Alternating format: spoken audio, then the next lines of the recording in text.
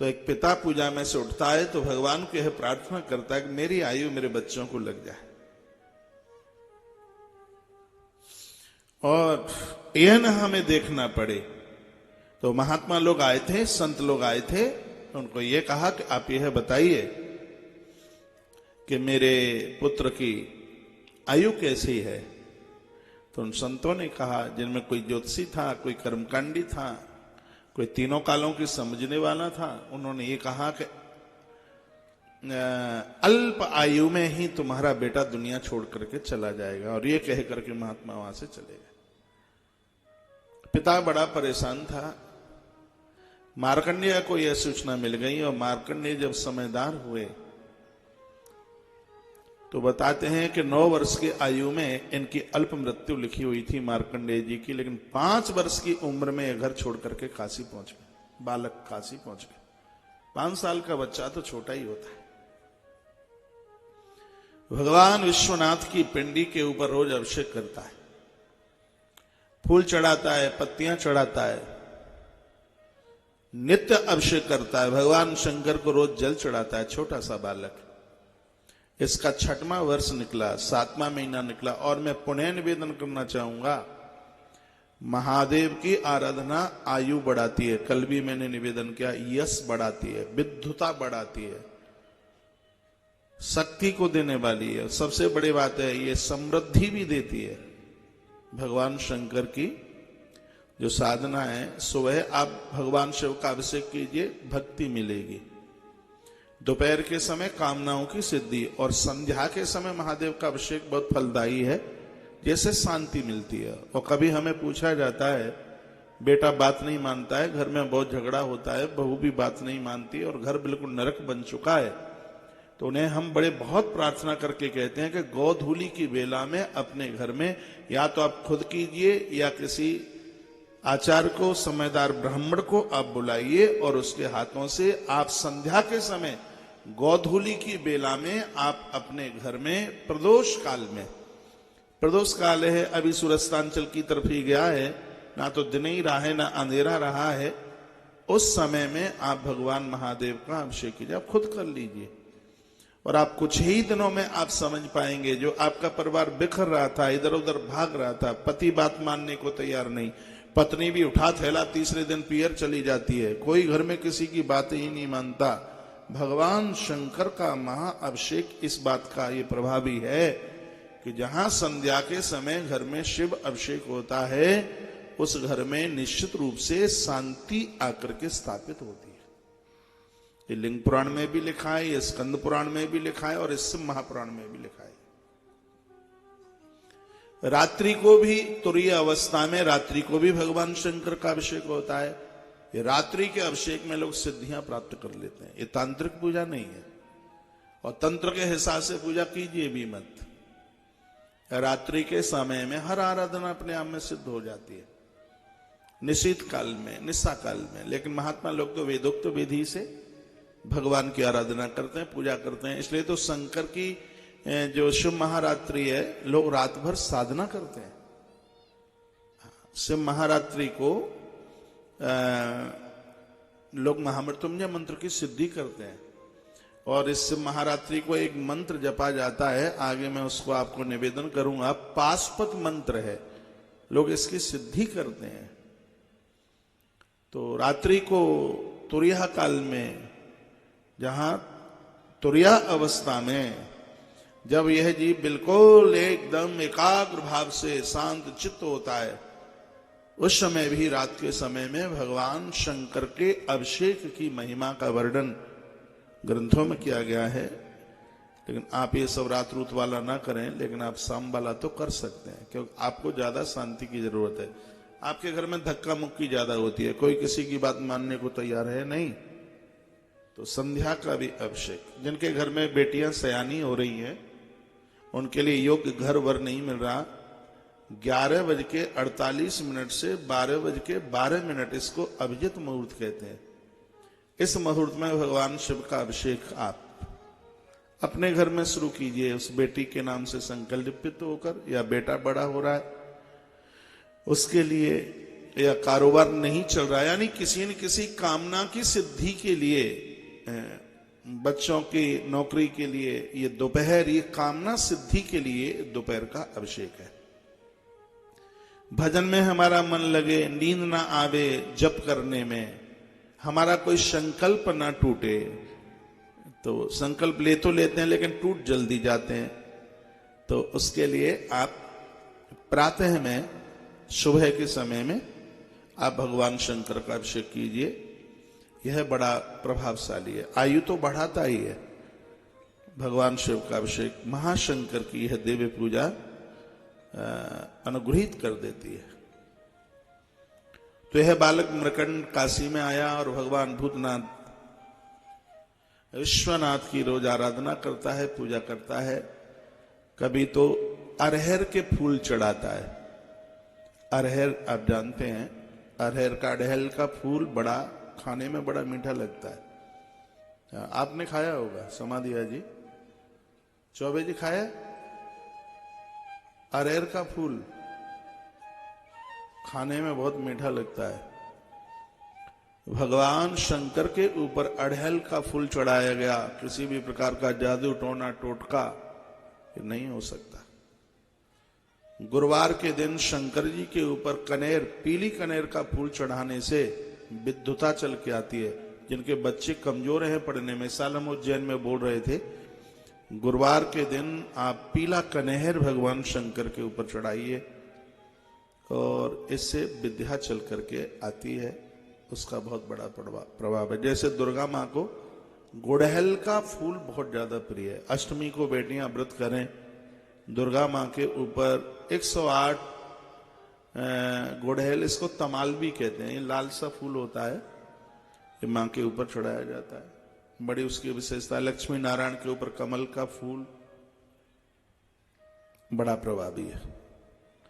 एक बार जयकारा लगाइए, बोली बांके बिहारी लाल की जय, श्री हनुमान जी महाराज की जय। जय श्री राम, जय जय श्री राधे जय। आपके पास कागज हो तो कलम से एक वाक्य लिख लीजिए और आप पहली बार सुनेंगे। जन्म पत्री में यदि किसी ने कह दिया कि उम्र कम है, आयु कम है, ये आपने नहीं सुनी होगी बात पहले, और ये लिंग पुराण में ही लिखी है और जगह तो मुझे मिली नहीं। आज सुबह जब मैं पाठ कर रहा था इसका, संस्कृत में मैं इसका पाठ करता हूं, मैंने उस श्लोक के ऊपर टिक मार का भी लगाया है। जन्म पत्री आप दिखाते हैं ब्राह्मणों को और ये कह दिया कि जन्म पत्री में उम्र कम है, आयु कम है, तो इसमें आपको क्या करना है, 1000 दूर्वा लीजिए और उसको शहद में डुबा डुबा कर महामृत्युंजय मंत्र से 1000 दूर्वा की आहुति यज्ञ में डालिए। जिसकी आयु कम है उसके निमित्त भैया ये अल्प मृत्यु का जो दोष है वो समाप्त हो जाएगा। ऐसा लिंग पुराण के अंतर्गत लिखा हुआ है। महात्मा शिलाद ने अपने पुत्र नंदी की लंबी आयु के लिए, ये नंदी जो महादेव के जो मंदिर में है नंदी, इस नंदी की उम्र बढ़ाने के लिए महात्मा शिलाद ने 1000 दूर्वा शहद में डुबो डुबो करके आहुति डाली और नंदी अमर है, भगवान महादेव के अति प्रिय हो गए। तो आयु बढ़ाने के लिए कोई तांत्रिक पूजा नहीं है, सात्विक पूजा है। दुर्वा आप लीजिए, दुर्वा वो वाली लीजिए जिसमें नीचे जड़ हो, जिसमें नीचे जड़ हो। तो इसकी गिनती कैसी होगी, दुर्वा में नीचे धागा कलावा बांध लीजिए, इसकी संख्या 1000, 1008 कर लीजिए। महामृत्युंजय मंत्र एक बार बोलेंगे, एक दुर्वा स्वाहाकार में डाल देंगे, फिर उसको शहद में डुबोएंगे, फिर डाल देंगे, फिर शहद में, फिर उसको, और इतना सा ध्यान रखना है कि वो दुर्वा पहले घृत में पड़ी हुई हो। हाँ जी, क्योंकि बिना घी के आहुति देव स्वीकार नहीं करते। कोई भी आप चीज है उसके ऊपर। हाँ, फिर आप इसको ऐसा भी कर सकते हैं, सुरवा में आप घी भरेंगे और दुर्वा को शहद में डुबोएंगे, सुरवा के ऊपर रखेंगे और फिर उसमें ऐसे आहुति डालेंगे, स्वाहाकार बोल करके आहुति डालेंगे। और यह आहुति 1000 कम से कम ये संख्या में हो तो इससे बहुत बड़ी दीर्घायु, बहुत बड़ी लंबी आयु बढ़ती है। ऐसा लिंग पुराण में स्वयं विधाता और नंदी के प्रसंग में इस बात की चर्चा सूत सोनक्षियों के बीच में इस बात की अद्भुत चर्चा की गई है। तो बालक मार्कंडेय रोज भगवान शिव के ऊपर बेलपत्र तो चढ़ाता ही है, जल चढ़ाता है, रोज जप करता है, महामृत्युंजय मंत्र का जप करता है। बहुत लंबा समय हो गया। कितना लंबा समय हो गया? वो 4 साल पूरे होने को जा रहे थे और 9वें वर्ष का आज वो दिन आ गया जिस दिन संतों ने ये कहा था कि 9 साल में इस बच्चे की अल्पायु का योग है। तो वो दिन आ गया और बालक उस दिन मंदिर में था। वो भगवान शंकर के मंदिर में नेत्र बंद करके साधना की स्थिति में था। इतने में काल देवता आया। हाँ, यमराज जी आए और उस बच्चे को बलात् खींचने की कोशिश की। तो बालक ने पिंडी को ऐसे पकड़ लिया जैसे छोटे बच्चे को कोई मार रहा हो तो बच्चे ने मां की साड़ी को पकड़ लिया हो। उस बच्चे ने 9 साल का तो बच्चा कोई ज्यादा बड़ा तो है नहीं, तो उसने पिंडी को इतनी जोर से पकड़ लिया और यमराज उसको जबरदस्ती से खींचे। आंख में से आंसू गिरे और पिंडी के ऊपर गिरे। तो बालक मार्कंडेय ने कहा, बाबा मेरी मृत्यु हो जाए मुझे इस बात का दुख नहीं है, लेकिन बदनामी आपकी हो जाएगी। इस समय मैं ऐसी जगह पर बैठा हूं कि मौत तुम्हारे मारे थर थर कांपती है। तो क्या यहां मेरी मृत्यु हो जाएगी? ये तो मतलब ये हो गया कि पुलिस के बहुत बड़े अधिकारी के घर में डकैतों की इतनी हिम्मत कि उन्होंने डांका डाल के बता दिया। ये तो स्थिति बिल्कुल ऐसी है। पुलिस का एक बहुत बड़ा अधिकारी है और चोर उसके घर में चोरी करने को पहुंच गए हो, तो चोरों की बहुत बड़ी हिम्मत है। ये तो फिर वो काय का अधिकारी है जिसका नाम लेने से लोग मृत्यु को जीत लेते हैं। और आज मृत्यु का राजा और आपके अंदर उनका सरदार आपके यहां खड़ा हुआ है। बाबा बदनामी आपकी होगी, देख लीजिए। और उस बच्चे की आंख में आंसू आ गए और भगवान से नहीं रहा गया। इस सत्य घटनाएं पिंडी फाड़ करके स्वयं भगवान शंकर प्रकट हो गए, जिनके हाथ में त्रिशूल था। उन्होंने कहा, खबरदार यदि इस बालक को हाथ लगाया तो कौन है तू? इसने जवाब दिया कि मैं काल हूं और इसका समय पूरा हो गया है, इसलिए इसको मैं लेने के लिए आया हूं। भगवान ने कहा, तू नहीं ले जा सकता क्योंकि तू काल है। तो मैं कालजयी, मैं महाकाल हूं, इसलिए तू इसको लेके नहीं जा पाएगा। फिर इसने कहा कि मैं मृत्युदेव हूं, इसका समय पूरा हो गया, मैं इसको लेकर के जाऊंगा। तब भगवान महादेव ने कहा, तू मृत्युदेव है तो मैं महामृत्युंजय देव हूं, तो इसको लेकर के नहीं जा सकता। चरणों में यमराज गिर पड़े। यमराज ने कहा, तो कब तक इसको लेने के लिए ना आऊं? तो भगवान शंकर ने कहा कि जब तक ये न चाहे तब तक इसकी देहली पर पांव न रख देना।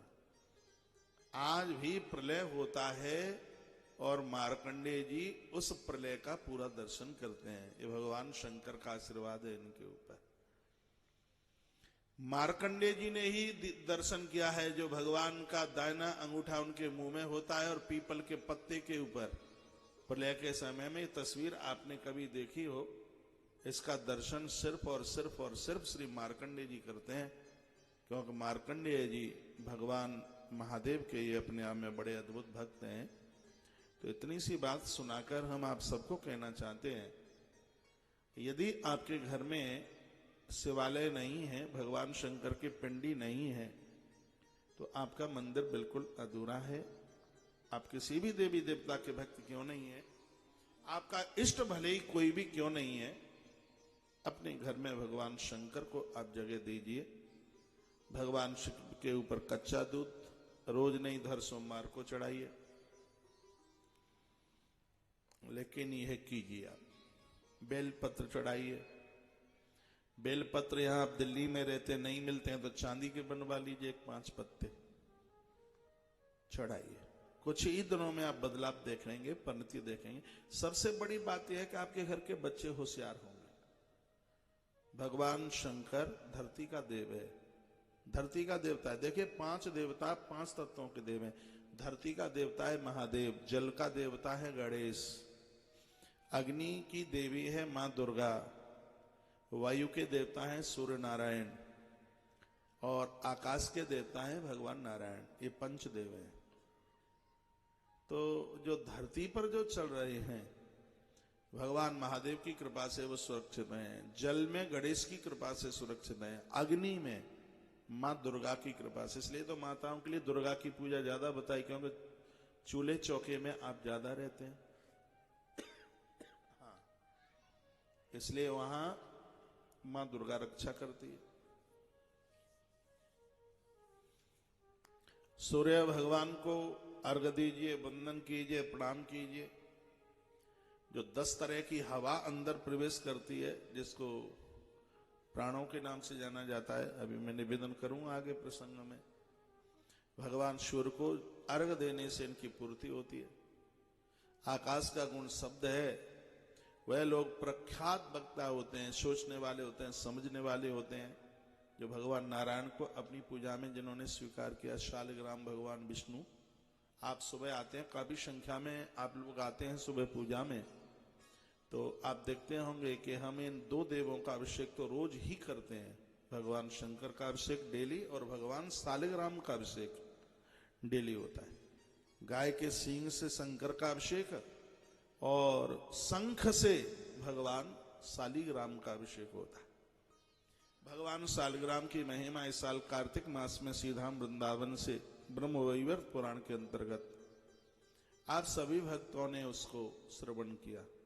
भूल से भी भगवान शिव के ऊपर, भगवान शालिग्राम के ऊपर आपने एक तुलसी का पत्ता चढ़ा दिया, संपूर्ण धरती की परिक्रमा करने का पुण्य उसी समय प्राप्त हो जाता है। तुलसी शालिग्राम के ऊपर चढ़ाने का इतना बड़ा फल है। वैष्णवों के लिए घर में तुलसी का होना परम आवश्यक है। मैंने बहुत बार कहा है, तुलसी वृक्षन जानिए, गायन समझो ढोर। तुलसी पेड़न जानिए, तुलसी वृक्षन जानियो, गायन समझो ढोर। और ब्राह्मण मनुजन होते हैं ये तीनों नंद किशोर। ये तो साक्षात भगवान के रूप है। तुलसी वृक्षन जानियो, गायन समझो ढोर, और ब्राह्मण मनुजन होते हैं ये तीनों नंद किशोर।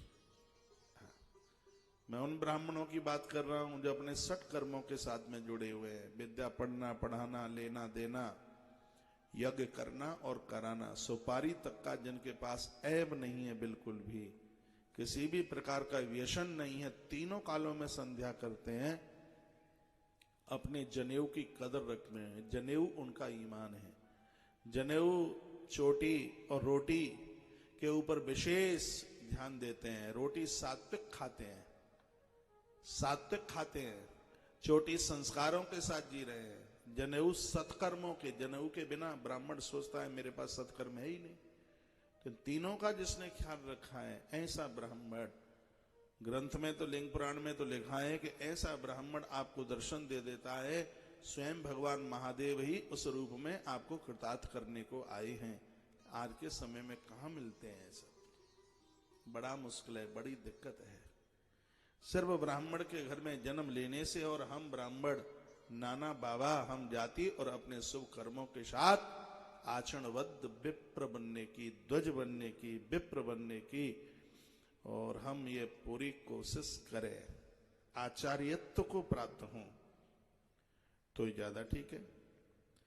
भैया इसमें बार बार मैसेज में लिखा आ रहा है आवाज कम आ रही है, प्लीज बोलिए, आवाज बढ़ा दीजिए। क्यों आ रही है आवाज कम? और बढ़ाओ।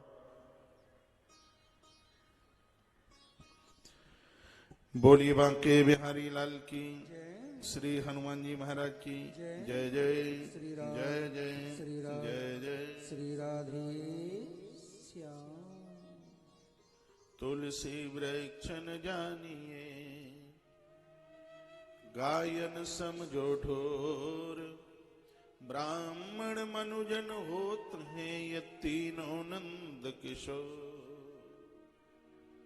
बहुत कुछ पाने के लिए 108 परिक्रमा तुलसी के पत्तों से आप तुलसी की कीर्त करें, तुलसी को चुनरी उड़ाए, तुलसी को आप दिया जलाएं। कुछ ही समय के बाद आप रोज न कर पाए तो ये काम आप हर अमावस्या को कर ले।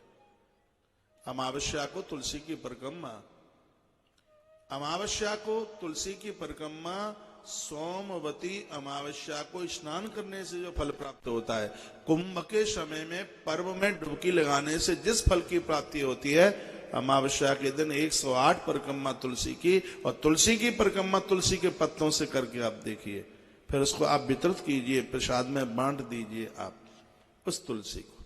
तुलसी तो स्वास्थ्य के लिए भी बड़ी लाभदायक है। तुलसी आराधना में, पूजा में भी बहुत अपने आप में प्रभावशाली है। सालराम को तुलसी, और भगवान महादेव के लिए ऊपर भस्म है, रुद्राक्ष है, भगवान महादेव के ऊपर विलोपत्री है। ये संपूर्ण चीजें आयु बढ़ाती हैं। ये कल आप सुन रहे थे। और आइए मानस की एक चौपाई बोलकर पुनः मैं योग धर्म और भक्ति के साथ में जो कल आप कथा सुन रहे थे, उन प्रसंगों से आपको जोड़ने की कोशिश करता हूं। आशुतोष तुम अब डरदानी, आशुतोष तुम अब डरदानी, आरति हरहु दीन जन जानी, आरति हरहु दीन जन जानी। आशुतोष तुम अब डरदानी, आशुतोष तुम अब डरदानी, आरति हरहु दीन जन जानी, आरति हरहु दीन जन जानी। आशुतोष तुम अब डरदानी, आरति हरहु दीन जन जानी, आरति हरहु दीन जन जानी। आशुतोष तुम अब डरदानी, आशुतोष तुम अब डरदानी, आरति हरहु दीन जन जानी, आरति हरहु दीन जन जानी। आशुतोष तुम अब डरदानी, आरति हरहु दीन जन जानी, आरति हरहु दीन जन जानी। बोले बाल कृष्ण लाल की, श्री हनुमान जी महाराज की जय। जयकारा आपको ही लगाना पड़ेगा। कथा सुनाऊं आपको और जयकारा के लिए बुलाऊं गाजियाबाद से तो संभव नहीं है। और मुझे लगता है कोई आप भूखे तो आए नहीं है। मुझे नहीं लगता कि आप सबने मंगलवार का व्रत किया हो। कल आप सुन रहे थे सूत सौनक ऋषियों को सावधान करके बता रहे थे कि भगवत आराधना के लिए, भगवत प्राप्ति के लिए योग और भक्ति, ये दो मार्गों का चुनाव किया। योग के 8 लक्षण बताए गए थे, यम, नियम, आसन, प्राणायाम, प्रत्याहार, धारणा, ध्यान और समाधि। यम की 5 चीजें बताई गई थी, अहिंसा, सत्य, अस्तेय, ब्रह्मचर्य और अपरिग्रह। और इन 5 का व्याख्यान आपने कल बहुत विस्तार पूर्वक सुना है। उसके तत्पश्चात नियम 10 प्रकार के बताए गए। देखिए, ये रटंतु कथा आप सबसे आती है, जो सही में जो कथा हमारे एक जीवन को मोड़ दे, ऐसी कथा को समझने में थोड़ा दिमाग तो लगाना ही पड़ेगा। कहने में भी दिमाग लगाना पड़ेगा और सुनने में भी। यदि ये भेजे में बैठ गई तो समझ लीजिए कि भाई जीवन परिणत हो जाएगा, जीवन बदल ही जाएगा। यम 5 प्रकार के कल आपने सुने हैं, नियम 10 प्रकार के होते हैं। नियम 10 प्रकार के हैं। भागवत जी में नियम 12 प्रकार के हैं, लेकिन लिंग पुराण में 10 प्रकार के नियमों का वर्णन किया है, जो कल आपके बीच में ये बातें मैंने रखी हैं। सबसे पहला था उसमें शौच, पवित्रता। दूसरा इज्जिया, बलि काय की चढ़ाएं। तीसरा है तप, चौथा है दान, 5वां है स्वाध्याय। 5वां है स्वाध्याय, और उससे अगला है प्रजनन अंगों का निग्रह, फिर है व्रत, फिर है उपवास, फिर है मौन, पवित्रता अंदर बाहर की। इन चीजों का वर्णन विस्तार पूर्वक किया। जहां हम बोलते बोलते कहां तक पहुंच गए थे?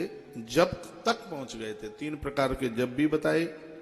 उसके तत्पश्चात दान की महिमा, दान का व्याख्यान आप सुन रहे थे। देने की भावना, जिसमें लगभग 10 से 12 प्रकार के दानों का भी वर्णन किया।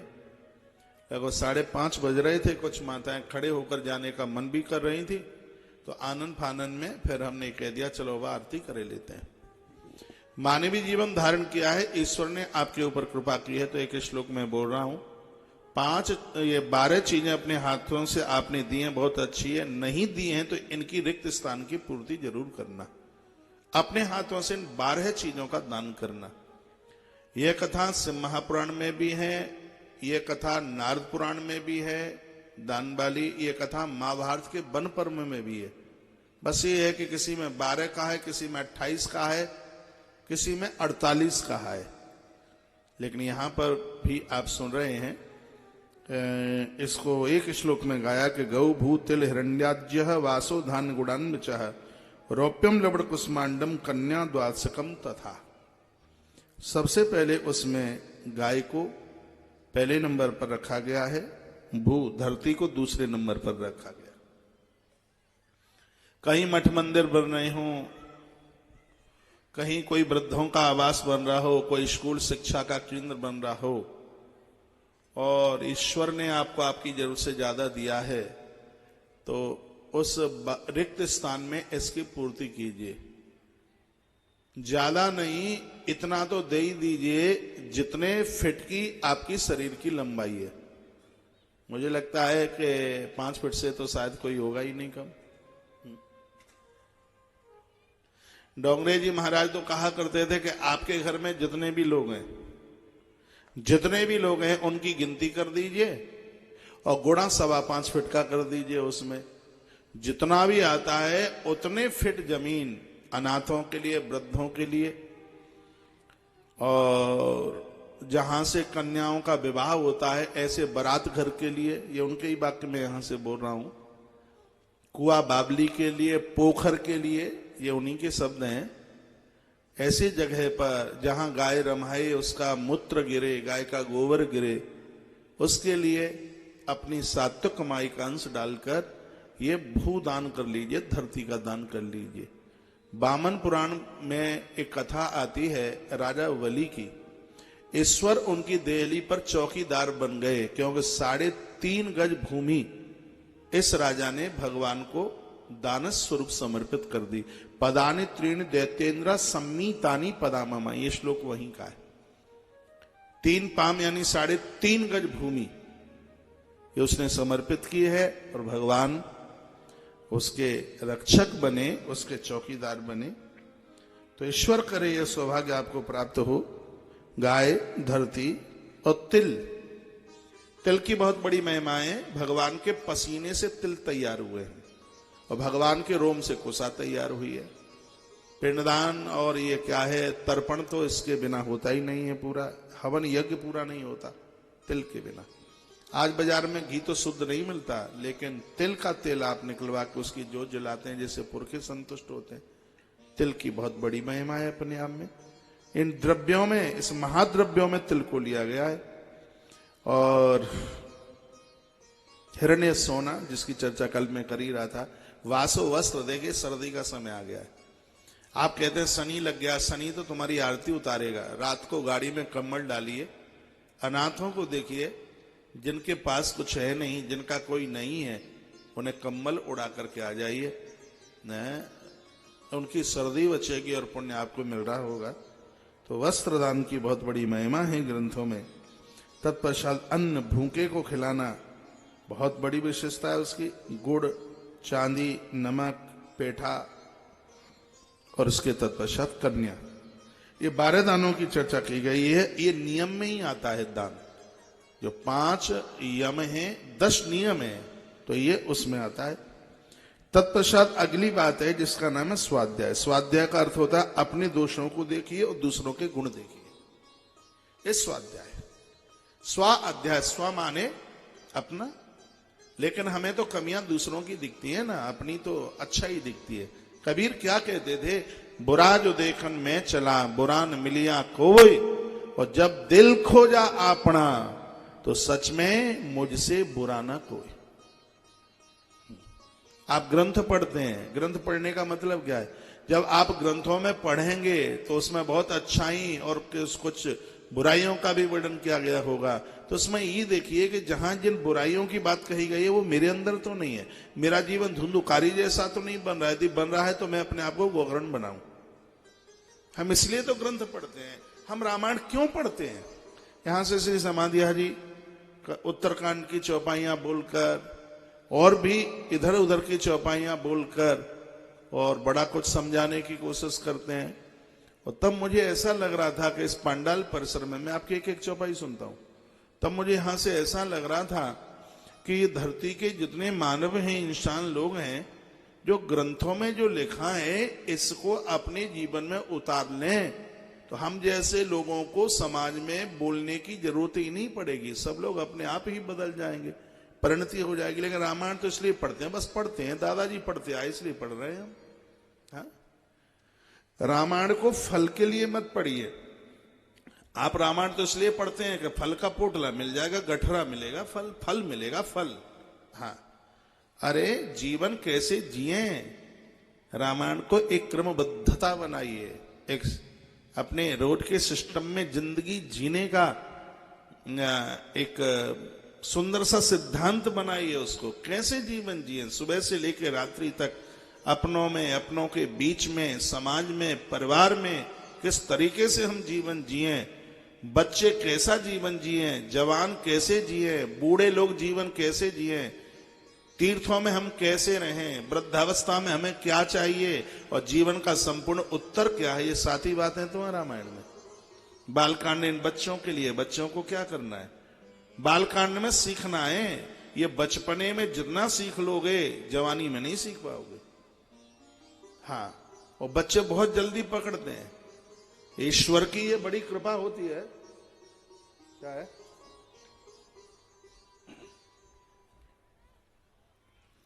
सीखने की कोशिश कीजिए। अयोध्या कांड में संघर्ष है। आप ठीक से अयोध्या कांड पढ़िए, पहली चौपाई से लेके आप यशांकेच से लेकर लास्ट तक, जहां भरत के लिए एक दोहा पूरा होता है वहां तक देखिए कितना बड़ा संघर्ष है इसमें। पूरा अवधकांड संघर्षों से भरा है और ये ग्रस्त जीवन भी तो संघर्षों से भरा है। एक दिन की फुर्सत नहीं है।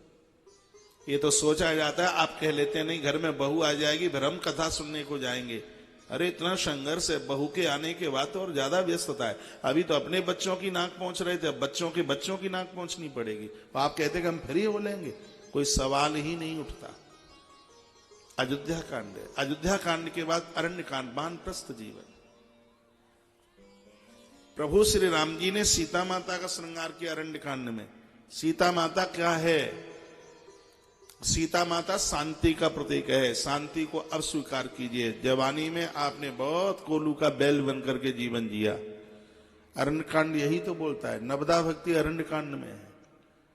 जो 9 सूत्र हैं ये 60 के बाद में ये 9 को स्वीकार कीजिए। राम कथा होती तो मैं विस्तार करता, लेकिन अभी नहीं कर पाऊंगा मैं विस्तार। ये अरण्य कांड में है ये 9 सूत्र। प्रथम भगत संतन कर संगा, यहां से लेके नवमो जिनके एक होई, नारी पुरुष सरचराचर कोई, चाहे स्त्री हो चाहे पुरुष, उनका कल्याण हो जाएगा। 9 सूत्र अपने अपने घर जाके पढ़ लेना। ये अरण्य कांड की कथा है। किष्किंधा क्या है? किष्किंधा में हनुमान प्रकट होते हैं। हनुमान संयम का प्रतीक है। इस आयु में संयम चाहिए, चाहे स्त्री हो और चाहे पुरुष, संयम चाहिए। सीता के पास तक वो पहुंच पाएगा जिसके पास संयम है। राम जी के यहां से तो बहुत गए थे। जामवंत क्या बलवान कम थे क्या? हैं, जामवंत तो बलवान तो प्रभु बाढ़ सो तन वर्णन जाए। अरे भैया, भगवान जब प्रकट हुए थे इन्होंने 7 परिक्रमा हाल लगा ली दौड़ करके। लेकिन ये सब भक्ति के पास तक पहुंच जाएं।